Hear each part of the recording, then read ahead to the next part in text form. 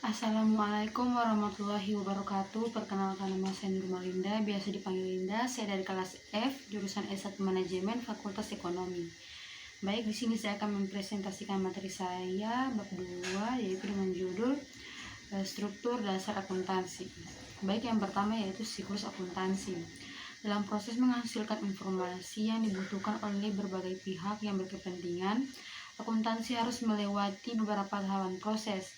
Proses tersebut dimulai dari mengumpulkan dokumen dasar transaksi, mengklasifikasikan jenis transaksi, menganalisis, meringkasnya dalam catatan, hingga melaporkannya dalam bentuk laporan keuangan yang telah dibutuhkan atau yang akan dibutuhkan.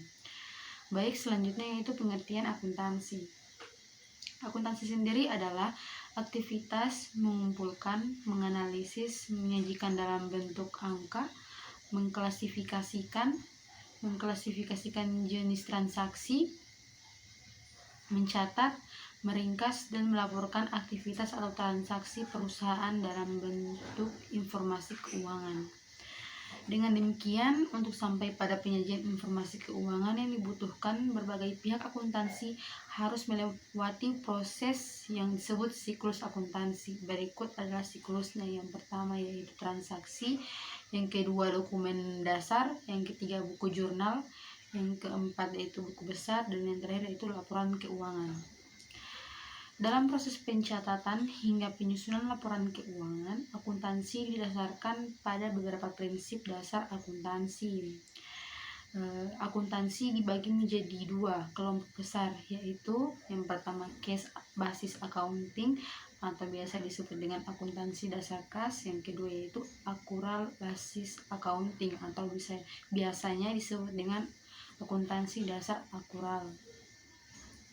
Yang berikut yaitu laporan keuangan dan unsur-unsurnya. Yang pertama yaitu laporan laba rugi, yang kedua yaitu pendapatan, yang ketiga itu beban usaha, dan yang keempat itu laba rugi. Baik, yang selanjutnya yaitu laporan perubahan ekuitas, yang ketiga laporan posisi keuangan, yang keempat laporan arus kas, yang kelima yaitu catatan atas laporan keuangan, dan yang keenam yaitu laporan posisi keuangan. Baik, berikutnya adalah tujuan umum laporan keuangan. Secara umum, tujuan laporan keuangan adalah menyediakan informasi tentang posisi keuangan, kinerja keuangan, dan laporan arus kas suatu entitas yang bermanfaat bagi sejumlah besar pengguna dalam pengambilan keputusan ekonomi, atau siapapun yang tidak paham atau yang tidak dalam posisi dapat meminta laporan keuangan khusus untuk memenuhi kebutuhan informasi tertentu. Berikutnya yaitu kualitas laporan keuangan. Kualitas laporan keuangan memenuhi beberapa standar kualitas berikut agar bermanfaat. Yang pertama yaitu dapat dipahami, yang kedua relevan, yang ketiga materialitas, yang keempat kendala atau reliabilitas, yang kelima substansi atau mengguli bentuk, yang keenam yaitu penimbangan yang sehat, yang ketujuh kelengkapan, yang kedelapan dapat dibandingkan atau komparabilitas, yang kesembilan tepat waktu, dan yang terakhir yaitu keseimbangan antara biaya dan manfaat. Berikut yaitu asumsi dasar. Dalam struktur akuntansi terdapat hal yang menjadi asumsi dasar dan melandasi struktur akuntansi. Asumsi-asumsi yang menjadi anggapan dasar yaitu yang pertama kesatuan usaha khusus, yang kedua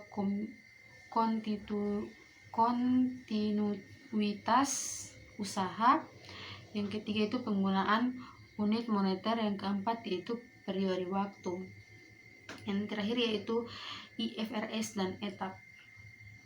Yang pertama yaitu SAK IFRS. Standar akuntansi keuangan ini disusun dengan mengadaptasi dari IFRS. SAK ini disusun untuk dan diperuntukkan bagi organisasi yang memiliki akuntabilitas publik. Karena itu, setiap badan usaha yang memiliki akuntabilitas publik wajib menggunakan standar ini. Yang kedua yaitu SAK etap atau entitas tanpa akuntabilitas publik. Standar akuntansi keuangan untuk entitas tanpa akuntabilitas publik (SAK etap) dimaksudkan untuk digunakan oleh entitas tanpa akuntabilitas publik. Standar akuntansi keuangan (SAK) yang telah ditetapkan dan digunakan sebelumnya telah banyak didasarkan pada peraturan. Berbeda dengan berbagai standar akuntansi yang telah ditetapkan sebelumnya. SAK IFRS berbasis pada prinsip akuntansi. Jadi, para praktisi akuntansi bekerja berdasarkan prinsip akuntansi berterima umum PABU. Walaupun SAK IFRS masih terdapat peraturan, tetapi sudah tidak selerai peraturan dalam SAK sebelumnya. Demikian pemaparan materi saya. Wabillahi taufiq wal hidayah. Wassalamualaikum warahmatullahi wabarakatuh.